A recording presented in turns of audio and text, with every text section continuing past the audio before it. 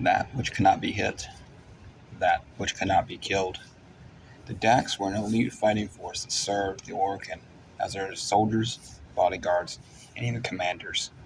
Genetic warriors, bred specifically for war, striking fear into the hearts of the enemies of the Orokin and their mighty empire. Forced by blood and oath to serve an empire ever expanding, never ceasing, and never relenting. Welcome back to the channel.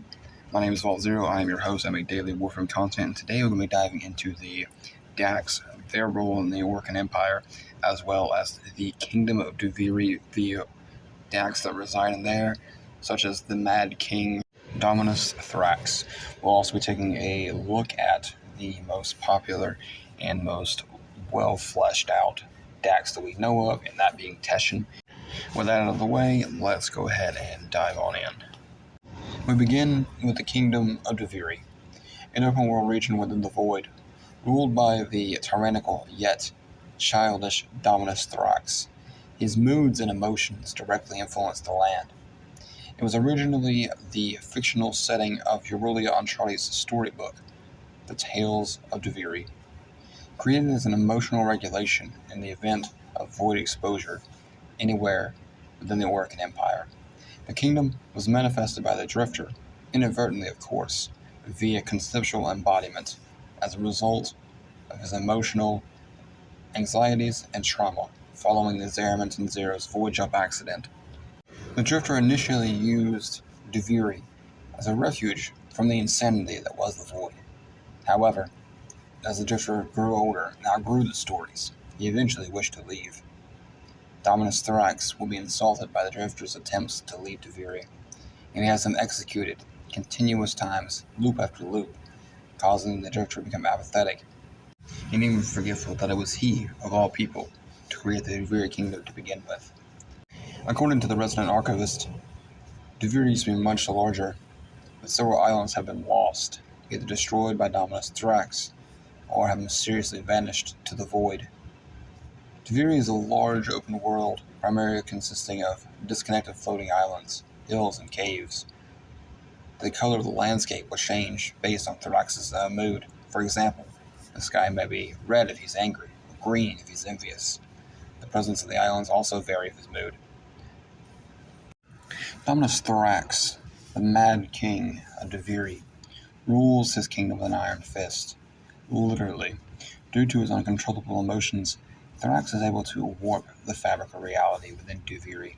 He can reverse time by slamming his fist into his throne, effectively trapping his domain in an endless repeating time loop of a single day. As King of Duviri, Dominus has the complete power over the very land. He commands armies of Dax, which have been warped and consumed by the Void, as well as the fearsome aura worms. Despite being the unquestioned High Sovereign, he still acts spoiled and immature, and let his emotions manifest, causing havoc within the very fabric of the Kingdom of Duviri. He is just a child, after all. Often acting without thinking, Thrax views everyone beneath him as his personal plaything, and resorts to using threats of death and violence to enforce his laws. He demands constant tribute from the citizens, and will often send the Dax forcibly to collect the taxes. Due to his near omnipotent power in Duviri, Thrax has formed numerous entities just from his thought and emotion alone. Whether or not he intended to create these creatures is thus unknown. Luminous is believed to be personified by the nightmares of Thrax and take the form of ancestral spirits. They can be found in the caves of Duvirian tunnels. The Thrax Centurions and Legates are skeletal entities that vaguely resemble the ancestral Grineer. They are currently used by Dominus as brutish enforcers, often employed to protect the royal chest at the entrance of the king's palace. Unlike the other inhabitants of Duviri, who appear to be hollow and made of green and gold metal, Thrax appears to have the only human-like entity in Duviri, besides of course our own Drifter. He wears an almost Dax-like armor with blue and white accents, a blue mask representing a human face, most likely imitating the blue Orokin skin, an elongated prosthetic in place of his right arm, again mimicking Orcan physiology. His left hand, however, is uncovered by the armor and appears to display a healthy human hand. In addition to this, it's important to talk about the lost islands of Duviri. Arcrithis notes in her audio logs that Duviri is a shell of its former self. The kingdom used to have many more islands, so many that she'd be able to fly until Ark Arbor was out of sight and then on again. She'd be unable to count the number of lands that she flew over. All the islands would fly under the banner of Dominus Thrax. However, most were consumed by the void, and some were even removed by Thrax himself, whether out of fear or a mysterious phenomenon, or punishment for the insolent and defiant citizens we may never know. I'm going to go ahead and switch gears here away from Duviri and rather straight to the original Dax and their role in the Orcan Empire. Under the servitude of the Orcan Empire elite warriors, the Dax were forced to obey whoever possessed Kuba, the life's blood of the Orcan. It marked them as the Orcan's elite. The Dax were a small core of the army, somewhere between the normal foot soldiers and the Tenno. They relied on their abilities as well as augmentations implanted to increase their speed and strength to superhuman levels. Isa, for example, son of the Umbra that is known as Excalibur, had a pair of mechanical legs. All Dax uniforms were the same, with rank being indicated by mechanical helmets, which covered up most of their face and widened at the top. These were worn with bronze chest plates as leg armor. Due to their high status in the Orcan society, when it came to weaponry, nothing was more important. They were outfitted with the best. They would wield nakanas or various variations of such. They would possess the Aureus disc. The Quellers and the Pennants would be standard issue for railjack crews during the Old War. At one point during the Old War, an insurgency occurred on the ancient tower of Ultra on Ceres.